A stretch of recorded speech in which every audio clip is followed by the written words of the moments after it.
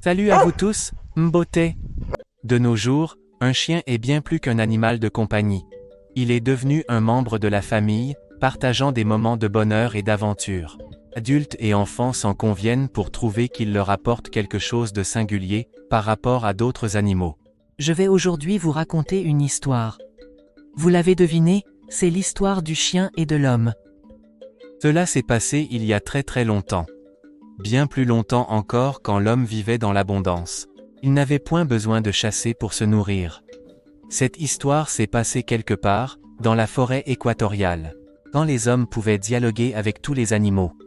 C'était comme au jardin d'Éden, il cueillait ou ramassait sa nourriture, sans trop d'efforts, ni argent. Tout se passait bien. Car cet homme se nourrissait des produits de la terre, des légumes, des racines et des fruits. Il ne consommait jamais de la viande, et les animaux non plus ne s'entre-dévoraient pas.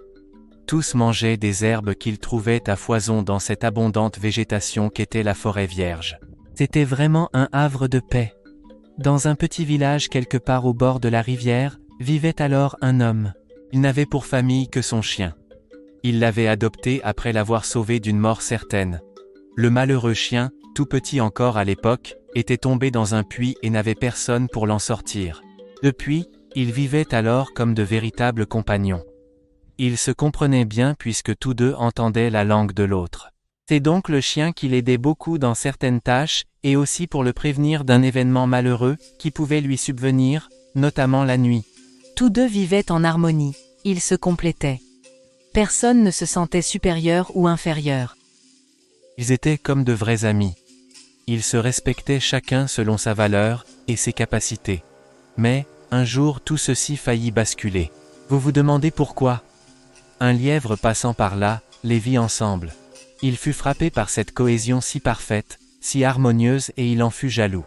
Comment, se demanda-t-il, que des êtres si différents pouvaient vivre en cohésion si parfaite? Nulle dispute comme chez lui, où le moindre espace occupé était marqué, et l'autre ne pouvait s'y installer à ses risques. Alors il fit mine de les saluer gentiment, pendant que dans son cœur, il montait un stratagème pour les désunir. Il commença donc à passer régulièrement par là, pour mieux les observer. Finalement, il choisit de revenir un jour où l'homme était absent. Il dit alors au chien: « Comment fais-tu pour rester avec cet homme alors que les tiens sont ailleurs? Tu ne ressens jamais l'envie d'aller aussi voir tes congénères et découvrir d'autres relations propres à ton espèce? » Le chien regarda le lièvre de tous ses yeux et se demanda ce qu'il voulait dire. Sa curiosité naturelle fut surtout titillée par la dernière phrase. Découvrir d'autres relations propres à son espèce. Aussi posa-t-il la question au lièvre. Que pourrais-je découvrir encore que je ne connaisse? Mon ami l'homme m'a tout appris et me fait souvent visiter le monde. Ah ah ah, fit le lièvre dans un fou rire. Il te fait visiter le monde que tu dis? Bien au contraire. Il ne fait que t'exploiter. Oui, t'exploiter. Et que te donne-t-il en retour sinon des miettes? Ah, des miettes tu trouves, repartit le chien. Mais je mange à ma faim ici, et j'ai un toit. Ici dis-tu, renchérit le lièvre, en ouvrant de grands yeux. Mais il y a bien mieux ailleurs, avec la liberté en prime.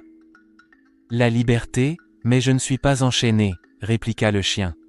Mais le lièvre ne départit pas et lui dit d'un air ironique: « Oui, peut-être que la chaîne n'est pas visible à l'œil nu, mais elle est bien là, à ton cou, jusque dans ta pauvre cervelle. » Tout déconcerté, le chien répliqua dans un grognement: « C'est bon, lièvre, je pense qu'on peut arrêter là cette discussion insensée. » Voilà justement mon ami l'homme qui revient. D'accord, dit le lièvre, d'accord, je m'en vais, mais réfléchis bien à ce que je viens de te révéler. Et le lièvre s'empressa de disparaître dans les hautes herbes, tout fier d'avoir marqué un point. Alors, dites-moi, le chien va-t-il quitter son ami l'homme pour courir l'aventure? Quand il vit son ami, le chien se hâta pour l'accueillir avec joie comme d'habitude. Mais les paroles du lièvre continuaient à trotter dans sa tête. Et si le lièvre avait raison? Comme il n'avait jamais rencontré d'autres chiens depuis qu'il était avec l'homme, il n'en savait donc pas grand-chose. Aussi, au fond de lui germa l'idée folle de céder à la tentation d'aller voir de quoi ils avaient l'air. Il se dit que peut-être qu'ils allaient bien l'accueillir, et lui en apprendre d'autres choses propres aux chiens, que son ami pourrait ignorer. C'est ainsi que dès lendemain, dès que son ami s'en fut au champ pour recueillir des patates, le chien quitta la maison et s'engagea dans la forêt par où le lièvre était arrivé. Il se disait que son flair allait certainement l'aider à retrouver des chiens.